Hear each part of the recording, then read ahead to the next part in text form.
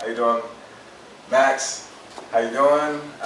This afternoon I just read a fabulous article about you on WEAR News, basically stating how your dropout rate, how you didn't go to school, you dropped out of school, excuse me. I showed that article to a few of my classmates, and I was really discouraged by that, and I wanted to sit and talk with you. Then I did some research and found out that I was wrong. That article was about somebody else. But I learned from that article a mistake that many people make, including the Huffington Post article, which basically is you have to do your research before you put a story out there. You need to know what you're talking about. My name is Timothy Maurice Jones. I'm going to be talking to you today about student veteran graduation rates. This is an example, what I just showed you, of a Huffington Post article that stated that 86% of student veterans do not graduate with their degree. This article was put out there. This news story was ran by ABC News, CBS News, but it also was an article that was fraudulent. I'm a part of the Student Veterans Association at Pensacola State College, which is affiliated with the Student Veterans of America. And as we did our research, we found out that the research data that Huffington Post used was incorrect. It came from a Colorado research facility in Denver, Colorado. And there is no statistics that state that 86% of student veterans do not graduate. And in hindsight, in doing more research, a lot of student veterans that return from war, return to try to go to the classroom, get discouraged by the process that it takes to really re-enroll in school. It could be arduous, it could be taxing.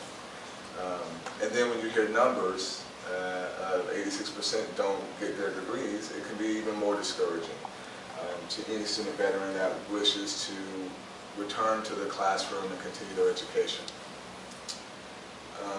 Student Veterans of America, basically our goal is we're a club ran by student veterans that basically we want to complete 100% graduation of student veterans. Last year, General Shinseki of the Department of Veterans Affairs had a mandate that 100% of student veterans that return to college walk with their diploma, which is a mandate that I take personally as a student veteran, wanting to encourage veterans to go back to school.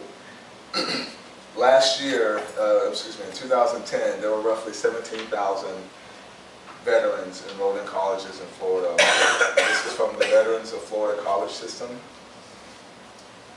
And roughly, according to the Huffington Post, 86% of those 17,000 is not going to walk or graduate. According to them, veterans are not, basically we are the bottom of the barrel. You know, we're not classroom educated. However, if you were to tell Bill Gates that, Bill Gates would say in one of his speeches that he's probably the most decorated college dropout in history, since he is a college dropout from Harvard University.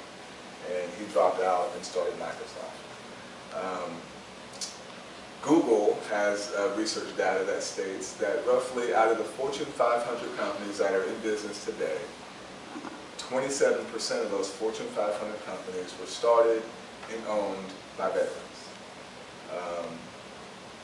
Veterans are not the bottom of the barrel, and although some veterans, that data that the Huffington Post, misquoted, does not state that most veterans, when they go to the classroom, they get enough information for the skills they need to start a business of their own. It doesn't account for the veterans that are owning their own companies, that are becoming job creators.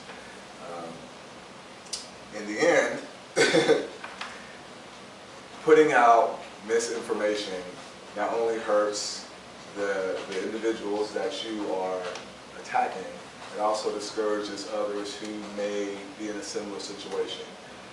My position is, before you put out facts, before you put out news articles, you need to do the research, fact check, and know what you're talking about. Because in the end, you could be putting out wrong information and you could be hurting another party. Jones, and I thank you for your time. All right. I didn't go over.